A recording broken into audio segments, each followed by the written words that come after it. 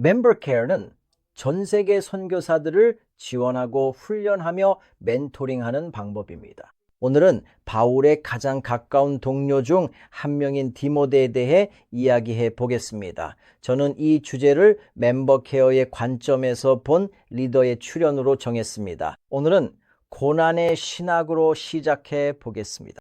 지난 시간에는 사도행전 15장에서 바울과 바나바가 요한 마가에 대해 나누었던 대화를 다루었습니다. 바나바와 바울은 각자의 길을 갔습니다.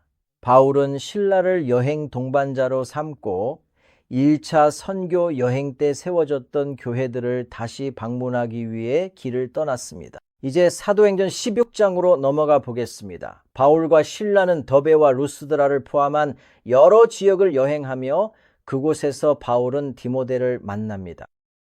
1절 바울이 더베와 루스드라에도 이름에 거기 디모데라 하는 제자가 있으니 그 모치는 믿는 유대 여자요 부치는 헬라인이라. 2절 디모데는 루스드라와 이고니온에 있는 형제들에게 칭찬받는 자니. 3절 바울이 그를 데리고 떠나고자 할 때 그 지역에 있는 유대인들 때문에 그를 데려다가 할례를 행하니 이는 그 사람들이 그의 아버지가 헬라인인 줄 알았기 때문이라. 그렇다면 여기서 우리는 무엇을 알 수 있습니까? 디모데는 유대인 어머니와 헬라인 아버지의 영향을 받아 문화적으로 혼합된 환경에서 자랐습니다. 바울이 루스드라에서 디모데를 만났을 때 그는 이미 예수님의 제자였습니다. 바울은 디모데에게서 큰 잠재력을 보고 선교 사업에 참여하도록 초대했습니다. 바울은 유대인들 사이에서 복음 전파의 장애물을 제거하기 위해 문화적 수용을 위한 전략적 조치로 디모데에게 할례를 시켰습니다.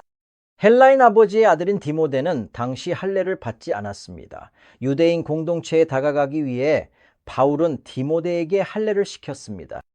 다시 한번 말씀드리지만 매우 중요합니다. 유대인 공동체에서 복음 전파의 장애물을 제거하기 위해 바울은 문화적 수용을 위한 전략적 조치로 디모데에게 할례를 시켰습니다. 선교사들은 종종 특정 민족, 국가, 사회의 소외 계층, 언어 집단 등을 위한 소명을 받습니다. 당신은 여기에 있고 그들은 저기에 있습니다.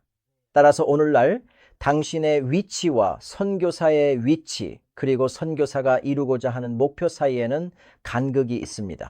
그렇다면 이 간극을 메우기 위해 무엇을 할까요? 준비하고 장애물을 제거하여 다가가고자 하는 집단에 문화적으로 받아들여질 수 있도록 해야 합니다. 이해가 되시나요? 디모데의 경우 그것은 할례였습니다. 성인이 되어 아마도 10대 후반이나 20대 초반에 할례를 받는 것은 극도로 고통스러울 수 있는데 특히 2~0년 전에는 마취도 없이 더욱 그랬을 것입니다.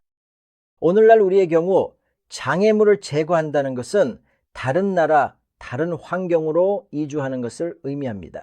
새로운 언어를 배우고 다른 옷차림을 하고 무슬림 문화권에서는 그에 맞춰 옷을 다르게 입어야 합니다. 지역 사회의 여성과 남성의 역할에 적응하고 또 다른 문화적 적응, 현지 음식을 먹는 것 등입니다. 많은 적응과 극복해야 할 장애물이 많습니다. 보시다시피 대가를 치르려면 태도가 필요합니다. 특정 집단의 사람들에게 다가가기 위해 장애물을 제거하려면 말입니다. 그것에는 고통이 포함됩니다.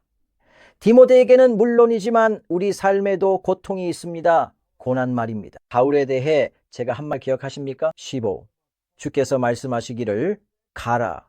이 사람은 내 이름을 이방인들과 임금들 그리고 이스라엘 자손들 앞에 전하기 위해 내가 택한 그릇이다. 16. 그가 내 이름을 위하여 얼마나 많은 고난을 받아야 할지를 내가 그에게 보이리라. 사도행전 9장. 모든 선교사는 어느 정도의 고통을 겪게 됩니다. 이 고통에 대해 당신은 어떤 태도를 가지고 있습니까? 받아들이십니까? 아니면 거부하십니까? 선교사들이 고통과 고난에 맞서 싸울 때 선교사 돌봄과 관련된 문제가 발생합니다. 특히 고통과 고난을 완전히 거부할 때 그렇습니다. 고통받고 싶지 않고 더 편안한 삶을 원하며 더 이상 이렇게 살 수 없다고 느낀다면 선교사 돌봄 문제가 발생합니다. 선교사 돌봄 훈련과 준비 과정에서는 이것을 다른 용어로 표현합니다. 우리는 이렇게 질문합니다. 당신의 고통에 대한 신학은 무엇입니까? 고난에 대한 당신의 성경적 이해는 무엇입니까? 그리스도를 위해 고난을 겪고 고통스러운 일들을 경험하게 된다고 상상해 보세요.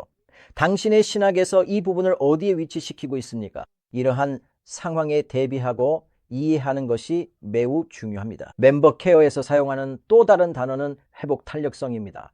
이는 어려움과 고통을 견디거나 빠르게 회복하는 능력을 의미합니다. 이것은 어려움이나 고통에도 불구하고 정서적으로 안정을 유지하고 지속적으로 활동할 수 있음을 뜻합니다. 회복력이나 역량의 수준은 우리 각자마다 정말 다릅니다.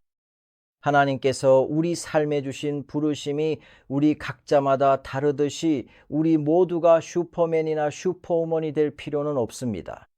꼭 그런 것은 아닙니다. 하지만 당신이 부름받은 집단에서 문화적으로 받아들여질 수 있도록 삶의 장애물을 기꺼이 제거하시겠습니까?